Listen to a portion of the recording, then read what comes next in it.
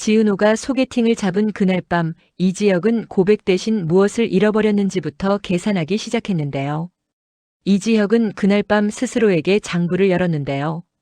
미련, 자존심, 타이밍, 그리고 무엇보다 신뢰 이 네 항목이 붉은 잉크로 찍혀 있었습니다. 이제 말은 그만하고 증거를 만들자라고 혼잣말을 했는데요. 그는 맘대로 지 플랫폼의 불만 항목을 항목별로 다시 분류했고 AP그룹 인수 이후 합쳐질 개선 시나리오를 정리했습니다. 계산을 하다 보니 마음이 조금 잠잠해지긴 했는데요. 잠잠함은 다짐의 다른 이름이더라고요. 지은호는 그 시간 휴대전화 화면에 뜬 DNA 등록 완료 문구를 한참 내려다보고 있었습니다. 버려진 게 아니었을 수도 있다는 희미한 가정이 마음속 한켠에서 불쑥 고개를 들었는데요. 그 가정은 따뜻하기도 했고 동시에 위험하기도 했습니다. 따뜻해서 붙잡고 싶었지만 붙잡는 순간 지금의 삶이 흔들릴까봐 또 무서웠거든요. 그래서 지은호는 메모장에 짧게 적어두었습니다. 확신보다 생활. 생활이 무너지면 확신도 무너진다. 다음 날 박성재는 투자 리스크 보고서를 들고 이지혁을 찾았는데요. 경쟁자 붙었어. 내부 출신 장도윤. 사모펀드랑 같이 움직여. 이름만 들어도 불편한 예감이 따라붙는 사람이었습니다. 더구나 정보화와 연결돼 있다는 소문까지 돌았는데요. 정보화는 결혼식 당일 이지혁을 떠났던 사람이라서 이름 석자만으로도 공기가 서늘해지는 면이 있었거든요. 이지혁은 고개를 끄덕이고 이렇게 말했습니다. 숫자보다 먼저 설득당해야 하는 사람은 내부 직원과 고객이야. 그 둘이 고개 끄덕이면 자금은 따라와. 말은 담담했는데요. 담담함 속에 묘한 오기가 섞여 있었습니다. 첫 번째 큰 고비는 뜻밖에도 집에서 시작됐습니다. 다정이 이상철의 약봉투를 발견하고 약국 라벨을 검색했는데요. 심장과 기억을 안정시키는 약이었습니다. 다정은 손끝이 차가워지는 걸 느끼면서도 최대한 침착하게 굴었습니다. 그날 저녁 다정은 지은호에게 메시지를 보냈습니다. 언니, 아빠 약 드시고 계신 것 같아. 감기약은 아닌 듯. 지은호는 짧게 답했는데요. 알겠어. 오늘은 그냥 곁에만 있자. 말투는 평소처럼 조심스러웠지만 속으로는 새삼 결심이 단단해졌습니다. 가족부터 지켜야 한다는 어쩌면 오래된 원칙이 다시 떠오른 거였죠. 회사에서는 두 번째 파고가 고개를 들었습니다. AP 매각 관련 1차 실사가 시작되었고 장도윤은 내부에서 데려온 사람들 명단을 슬쩍 보여주며 압박을 가했는데요. 관계는 시간으로 쌓이는 거죠.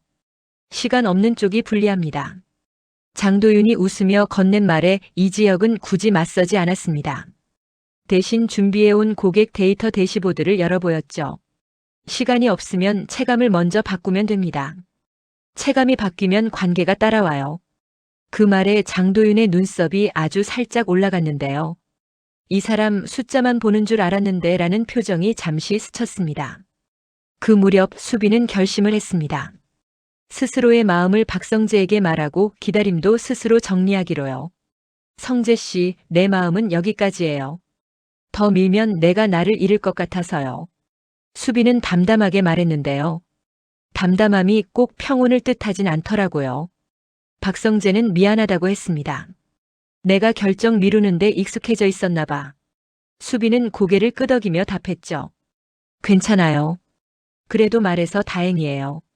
사랑은 결과가 아니라 용기의 기록이니까. 수빈은 스스로를 다독였는데요. 다독임이 참 버겁다는 걸 그날 알았습니다. 세 번째 큰 고비는 병원에서 찾아왔습니다. 이상철이 약을 제때 챙기지 못해 가슴이 답답하다고 했고 지은호와 다정이 급히 병원으로 향했는데요. 다행히 큰 위기는 아니었습니다. 의사는 단호했죠. 규칙성을 무너뜨리면 위험합니다. 돌아오는 길 지은호는 다정과 일정을 나눠 약 복용 알람을 맞추었습니다. 우리 같이 하자. 혼자 버티게 두지 말자. 다정은 울먹이며 고개를 끄덕였어요. 그 순간 지은호의 휴대폰에 새로운 알림이 떴습니다. DNA 등록 시스템 부분 일치 가능성 발견 시 추가 절차 안내. 문구 하나였는데도 심장이 2번 뛰었습니다. 그날 밤 고성희에게 연락이 왔습니다. 은호야, 혹시 요즘 나를 찾고 있니? 목소리가 조심스러웠죠. 지은호는 숨을 고르고 답했어요. 네. 확인하고 싶어서요. 고성희는 잠시 머뭇거리다 말했습니다. 그럼 내일 혼자 나와줄 수 있니? 지은호는 혼자라는 단어를 한 번 더 읽었습니다. 스스로를 믿어보자는 마음으로 네, 가겠습니다라고 했습니다. 다음 날 만난 자리에서 고성희는 첫 문장을 오래 고르더니 결국 이렇게 말했는데요. 버린 게 아니었어. 지은호는 바로 믿지 않았습니다. 믿음은 문장이 아니라 시간이 만드는 거라서요. 지금 다 듣고 다 믿을 준비는 안 됐어요. 그래도 시작은 할 수 있을 것 같아요. 고성희는 고개를 끄덕였습니다. 서두르지 않을게. 대신 하나만 기억해줘. 너는 지켜지지 못한 아이였어. 지은호의 눈가에 물기가 맺혔는데요. 이상하게도 그 말이 위로처럼 느껴졌습니다. 누군가의 실수였지 내 결함은 아니었다는 확인이 마음 깊숙이 내려앉았거든요. 회사에서는 네 번째 긴장 상승이 도착했습니다. 언론의 인수전이 공개되면서 여론이 갈렸고 정보와의 익명 발언으로 추정되는 코멘트가 또 다른 불씨가 됐습니다. 낭만으로 회사를 흔들어선 안 된다. 이지혁은 코멘트를 읽고 종이를 접었습니다. 낭만이 아니라 근거인데요. 그리고 팀을 모아 말했죠. 우리는 고객의 피로를 줄이는 데 집중합니다. 불만의 70%가 말을 들어주지 않는다에서 시작돼요. 듣는 회사가 이길 거예요. 단순하지만 분명한 문장이 회의실을 지나 사람들의 어깨에 가볍게 올라앉았습니다. 박성재는 그날 밤 이지혁을 따로 불렀습니다. 수빈이 정리하더라. 나도 내 방식으로 정리 중이야. 이지혁은 고마워라고만 했는데요. 박성재는 곧장 핵심으로 들어갔죠. 지혁아, 넌 은호에게 말보다 행동을 보여준다고 했잖아. 행동, 어디까지 할 건데? 이지혁은 잠깐 웃었습니다. 내가 먼저 믿고 먼저 책임지는 데까지. 그게 내 고백의 방식일지도. 박성재는 고개를 끄덕였는데요. 그럼 끝까지 가봐. 단 스스로를 잃지는 말고. 바로 다음 날 실무 미팅에서 장도윤이 압박을 걸었습니다. 고객 데이터 좋은데요. 결국 돈은 사람한테서 빠져나갑니다. 인건비 감당되시겠어요? 이지혁은 자료를 넘기며 말했죠. 인건비는 비용이 아니라 품질 담보죠. 우리는 하청 단가를 깎는 대신 사고율 하락으로 보험료를 낮추는 구조를 가져갑니다. 실측 기반입니다. 단정한 톤이었는데요. 단정함이 오히려 더 설득력 있었습니다. 정보와는 팔짱을 끼고 있었고 시선을 피하지 않았습니다. 이지혁도 피하지 않았고요. 두 사람의 시선이 짧게 부딪히고 아무 말 없이 지나갔습니다. 말 대신 남는 게 더 많은 순간이었습니다. 다섯 번째 변곡점은 은밀하게 찾아왔습니다. 지은호에게 낯선 번호로 전화가 왔거든요. 지은호 씨, 저는 AP 쪽과도 연이 있는 사람입니다. 가족 이야기로 뵙자고 했던 사람입니다. 정체를 밝히지 않은 목소리는 매끄러웠습니다. 오늘 밤 9시 혼자 오시겠어요? 지은호는 망설였지만 가기로 했습니다. 가족을 향한 질문과 현재의 삶이 교차하는 자리라면 도망칠 수 없었거든요. 다만 이지혁에게는 오늘은 좀 늦을 수 있어요. 먼저 들어가요라고 단 한 줄만 남겼습니다. 불필요한 걱정을 키우고 싶지 않았습니다. 그 사이 다정은 이상철의 약 복용 알람을 촘촘히 정리해 붙였습니다. 아빠, 내일 아침 8시 같이 먹어요. 이상철은 멋쩍게 웃으며 그래, 같이 먹자라고 했는데요. 그 대답에 다정은 묘하게 안심했습니다. 함께라는 말이 약보다 오래가는 날이 있는 법이니까요. 밤 9시 지은호는 약속 장소에 도착했습니다.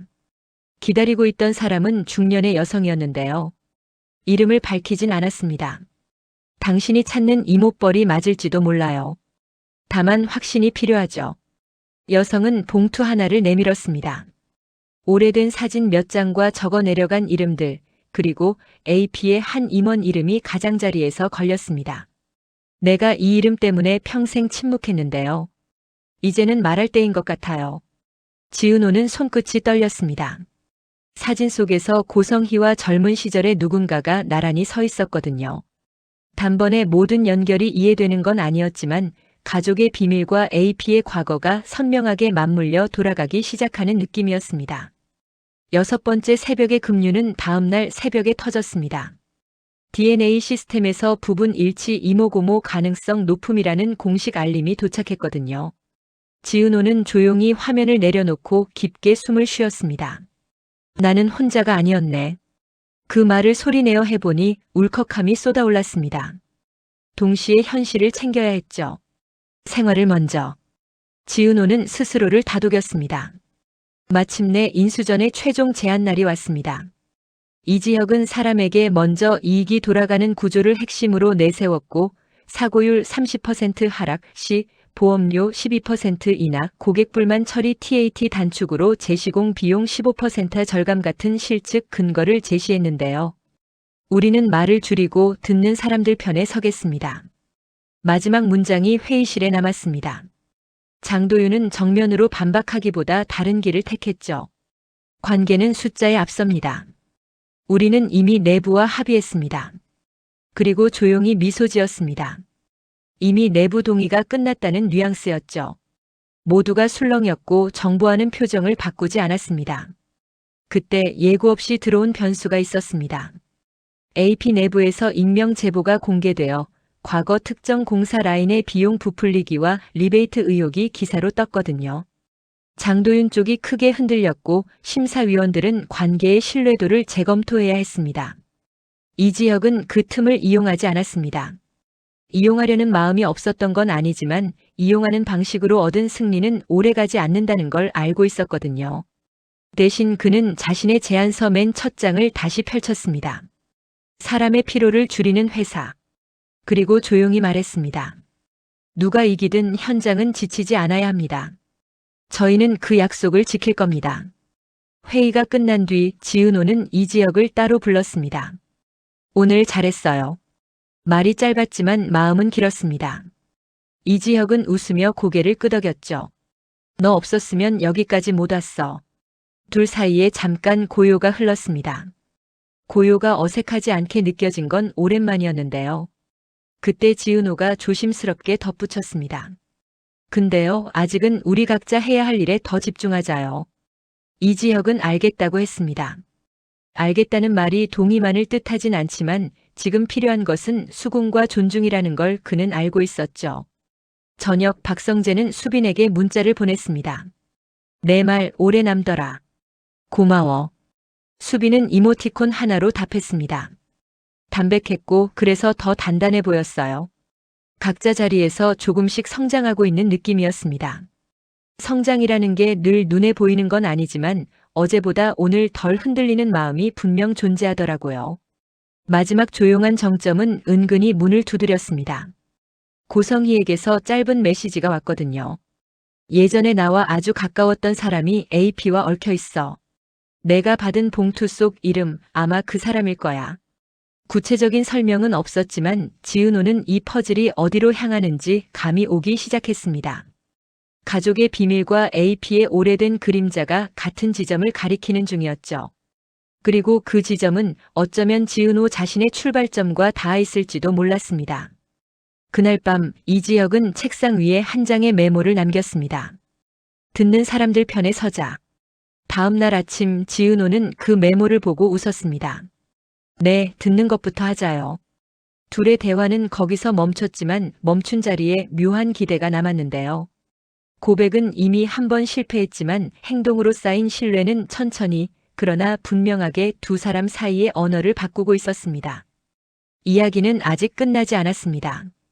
인수전의 결과가 누구 손을 들어줄지, 제보의 진실이 어디까지 드러날지, 봉투 속 이름이 어떤 과거를 데려올지, 그리고 무엇보다 이지혁의 행동으로 하는 고백이 언제, 어떤 모습으로 도착할지 모든 답을 지금 풀어버리면 재미가 없잖아요.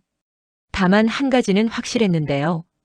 지은호가 소개팅을 잡았던 그날 밤부터 두 사람의 시간은 각자의 방식으로 서로를 향해 조금씩 기울기 시작했다는 사실입니다. 그리고 그 기울기 끝에서 둘은 같은 풍경을 보게 될지, 다른 길로 인사를 하게 될지 그 선택은 다음 장에서 천천히 확인해 보자고요.